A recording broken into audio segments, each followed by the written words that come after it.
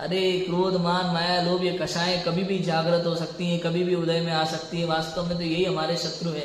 हमारे स्वयं के में उत्पन्न होने वाले विकारी भाव ये हमारे सच्चे शत्रु हैं, सच्चे शत्रु हैं। कहा जाता है ना, शत्रु सबसे निकट होता है, सबसे निकट होता है शत्रु। राजा हो या पॉलिटिशियन हो, जो उसके बगल का होता है दाहिना हाथ मंत्री टाइप, वही लोग सबसे बड़े शत्रु निकलते हैं। ऐसे ही मेरा आत्मा का सबसे बड़ा शत्रु कौन है? बाहर में कोई व्यक्ति नहीं, धन नहीं, स्त्री नहीं, पुत्र नहीं, मकान नहीं, दुकान नहीं, बाहर में कौन शत्रु है बताओ? अरे अपने ही अंदर में उत्पन्न होने वाले क्रोधादि विकारी भाव, ये मेरे सच्चे शत्रु हैं, सच्चे शत्रु।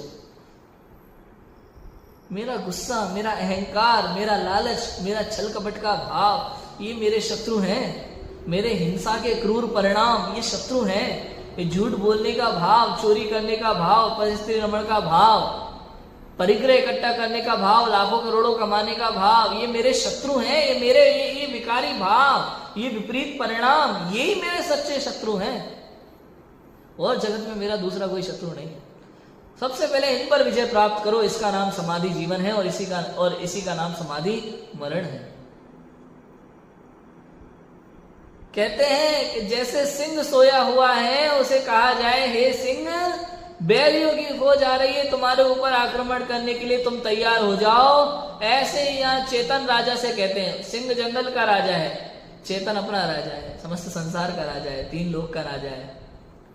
लिखा ना भजन में, सुन चेतन एक बात हमारी, 3 भुवन की राजा,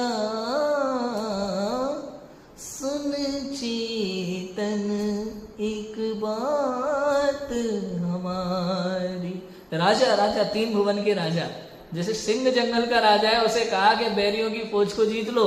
ऐसे चेतन राजा से कहते हैं कि हे चेतन राजा, तुम 3 लोक के राजा हो।